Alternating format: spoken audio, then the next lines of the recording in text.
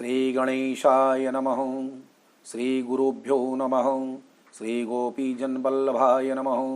वंदे वंदारुमंदारं वृंदावन विनोदिनीं वृंदावन कलानाथं पुरुषोत्तम अद्भुतं नारायणं नमस्कृत्यं नरं चैव नरोत्तमं देवीं सरस्वतीं व्यासं ततो जयमुदीरयेत्।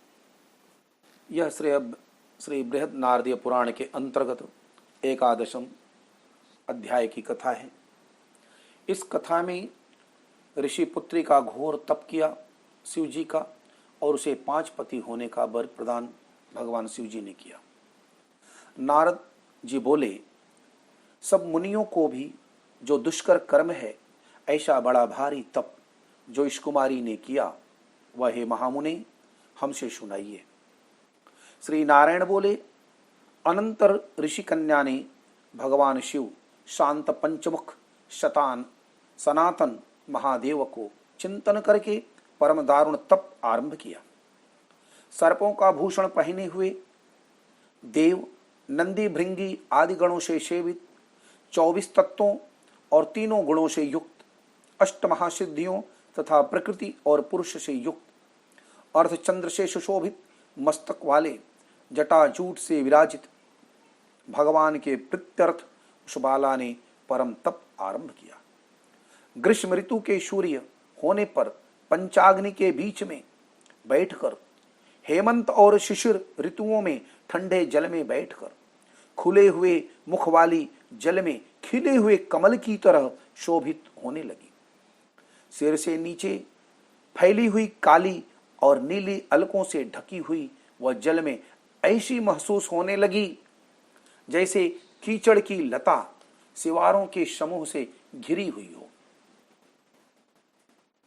शीत के कारण नासिका के निकलती हुई शोभित धूम राशि इस तरह दिखाई देने लगी जैसे कमल से मकरंद पार करके भ्रमर पक्ति जा रही हो। वर्षा काल में आसन से युक्त चौतरे पर बिना बिछाया छाया के सोती थी और वह सुंदर अंग वाली प्रातः सायं धुएं का पान करके रहती थी। उस कन्या के इस प्रकार के कठिन तप को सुनकर इंद्र बड़ी चिंता को प्राप्त हुए। सब देवताओं से दुष्प्रसरधा और ऋषियों से स्पृहणिया उस ऋषि कन्या के तप में लगे रहने पर हे नृप नंदन, हे क्षत्रिय भूषण, 9000 वर्ष व्यतीत हो गए। उस बाला के तप से भगवान शंकर ने प्रसन्न होकर उसे अपना इंद्रियातीत स्वरूप दिखलाया। भगवान शंकर को देखकर देह में जैसे प्राण आ जाए वैसे सहसा खड़ी हो गई और तप से दुर्बल होने पर भी वह बाला उस समय हृष्ट पुष्ट हो गई। बहुत वायु और घाम धूप में क्लेश पाई हुई वह शंकर को बहुत अच्छी लगी और उस कन्या ने झुककर पार्वती पति शंकर जी को प्रणाम किया। उन विश्ववंदित भगवान का मानसिक उपचारों से पूजन करके और भक्ति युक्त चित्त से जगत के नाथ की स्तुति करने लगी। कन्या बोली, हे पार्वती प्रिय, हे प्राणनाथ, हे प्रभो, हे भर्ग, हे भूतेश, हे गौरीश, हे शंभो, हे सोम सूर्याग्नि नेत्र, हे तमः, हे मेरे आधार मुंडा स्थित मालिन, आपको प्रणाम है। अनेक तापों से व्याप्त है, अंगों से पीड़ा जिसके, ऐसा तथा परम घोर संसार रूपी समुद्र में डूबा हुआ दुष्ट सर्पों तथा काल के तीक्ष्ण दांतों से डसा हुआ मनुष्य भी यदि आपकी शरण में आ जाए तो मुक्त हो जाता है। हे विभो, जिन आपने बाणासुर को अपनाया और मरी हुई अलर्क राजा की पत्नी को जिलाया, ऐसे आप हे दयानाथ, भूतेश, चंडीश, भव्य, भवत्राण, मृत्युंजय, प्राणनाथ, हे दक्ष प्रजापति के मख को ध्वंस करने वाले, हे समस्त शत्रुओं के नाशक, हे सदा भक्तों के संसार से छुड़ाने वाले, हे जन्म के हरता, हे प्रथम सृष्टिकर्ता, हे प्राणनाथ, हे आपके नाश करने वाले, हे पाप के नाश करने वाले, आपको नमस्कार है। अपने सेवकों की रक्षा कीजिए। हे नृप, बड़ी भाग्यवती मेधावी की तपस्विनी कन्या इस प्रकार मन से और वाणी से शंकर की स्तुति करके चुप हो गई। श्री कृष्ण बोले, कन्या द्वारा की हुई स्तुति सुनकर और उसके किए हुए उग्र तप से प्रसन्न मुख कमल सदाशिव कन्या से बोले, हे तपस्विनी, तेरा कल्याण हो। जो तेरे मन में जो भी अभिष्ट हो वह वर तू मांग। हे महाभागे, मैं प्रसन्न हूं। तो खुद ऐसा भगवान शंकर का वचन सुन वह कुमारी कन्या अत्यंत आनंद को प्राप्त हुई और हे राजन प्रसन्न हुए सदाशिव से बोली। कन्या बोली, हे दीनानाथ, हे दीन सिंधो, हे दया सिंधो, यदि आप मेरे ऊपर प्रसन्न हैं तो हे प्रभु मेरी कामना पूर्ण करने में देर न करें। हे महादेव, मुझको पति दीजिए, पति दीजिए, पति दीजिए, मैं पति चाहती हूं, पति दीजिए। मैंने हृदय में और कुछ नहीं सोचा है। वह ऋषि कन्या इस प्रकार महादेव से कहकर चुप हो गई। तब यह सुनकर महादेव जी उससे बोले, शिव बोले, हे मुनिकन्ने,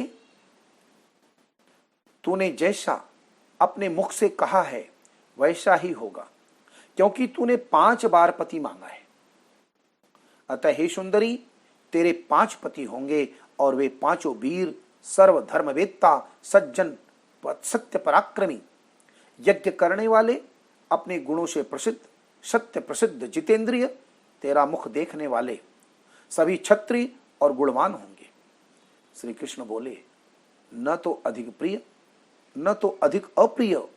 ऐसे महादेव के वचन को सुनकर बोलने में चतुर कन्या झुककर बोली। बाला बोली, हे गिरजाकांत सदाशिव, संसार में एक स्त्री का एक ही पति होता है, अतः 5 पति का वर देकर लोक में मेरी हंसी न कराइए। एक स्त्री 5 पति वाली न देखी गई और न सुनी गई है। हाँ, एक पुरुष की 5 स्त्रियां तो हो सकती हैं। हे शंभो, हे कृपानिधे, आपकी सेविका मैं 5 पतियों वाली कैसे हो सकती हूं? आपको मेरे लिए ऐसा कहना उचित नहीं है। आपकी सेविका होने के कारण जो लज्जा मुझे हो रही है वह आप अपने को ही समझिए। कन्या का यह वचन सुनकर शंकर जी पुनः उससे बोले, हे भीरू, इस जन्म में तुझे पति सुख नहीं मिलेगा। दूसरे जन्म में जब तू तपोबल बिना योनि के उत्पन्न होगी तब पति सुख को भोग कर अनंतर परम पद को प्राप्त होगी, क्योंकि मेरी प्रिय मूर्ति दुर्वासा के तूने पहले अपमान किया है। हे शुभ्रु, वह दुर्वासा यदि क्रोध करे तो तीनों लोकों को जला सकते हैं। सो तूने अभिमानवश ब्रह्म तेज का मर्दन किया है। जिस अधिमास को भगवान कृष्ण ने अपना ऐश्वर्य दे दिया, उस भगवान के प्रिय पुरुषोत्तम मास का व्रत तूने नहीं किया। मैं ब्रह्मा आदि से लेकर सब देवता, नारद आदि से लेकर सब तपस्वी जिसकी आज्ञा सदा मानते चले आए हैं, हे बाले, उसकी आज्ञा का कौन उल्लंघन करता है? लोक पूजित पुरुषोत्तम मास की दुर्वासा की आज्ञा से भी तूने पूजा नहीं की, हे मूढ़े, हे द्विजात्मने, इसीलिए तेरे 5 पति होंगे। हे बाले, पुरुषोत्तम के अनादर करने से अब अन्यथा नहीं हो सकता है। जो उस पुरुषोत्तम की निंदा करता है वह रौरव नरक का भागी होता है। पुरुषोत्तम मास का अपमान करने वालों को विपरीत ही फल होता है। यह बात कभी अन्यथा नहीं हो सकती। पुरुषोत्तम के जो भक्त हैं वे पुत्र पौत्र और धन वाले होते हैं और वे इस लोक को तथा परम लोक को की प्राप्त सिद्धि को प्राप्त हुए हैं और प्राप्त होंगे और प्राप्त होते रहेंगे। और हम सब देवता लोग भी पुरुषोत्तम की सेवा करने वाले हैं। जिस पुरुषोत्तम में व्रतादिक करने से पुरुषोत्तम शीघ्र ही प्रसन्न होते हैं, उस सेवा करने योग्य मास को हे सुमध्य में हम लोग कैसे न भजें। उचित और अनुचित विचार की चर्चा करने वाले अतएव अनुकरणीय जो मुनि हैं, उन अति उत्कट श्रेष्ठ तपस्वी पुरुषों का वचन कैसे मिथ्या हो सकता है। कहो। इस प्रकार कथन करते हुए भगवान नीलकंठ शीघ्र ही अंतर्ध्यान हो गए और वह बाला यूथ से भ्रष्ट मृगी की तरह चकित सी हो गई। सूत जी बोले, हे मुनीश, रेखा सदृश चंद्रमा से युक्त मस्तक वाले सदाशिव जब उत्तर दिशा के प्रति चले गए, तब वृतासुर को मारकर जैसे इंद्र को चिंता हुई थी, उसी प्रकार मुनिराज की कन्या को चिंता बाधा करने लगी।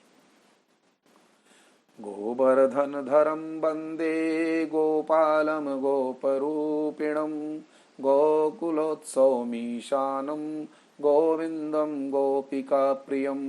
गोवर्धन धरम वंदे गोपालम गोपरूपिणम गोकुलोत्सवमीशानम गोविंदम गोपिका प्रियम।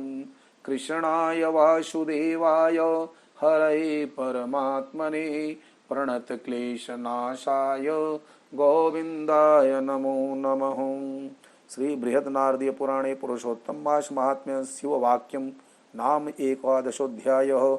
एक बार बोलो श्री पुरुषोत्तम भगवान की जय। श्रीमन्नारायण नारायण नारायण भजमन नारायण नारायण नारायण।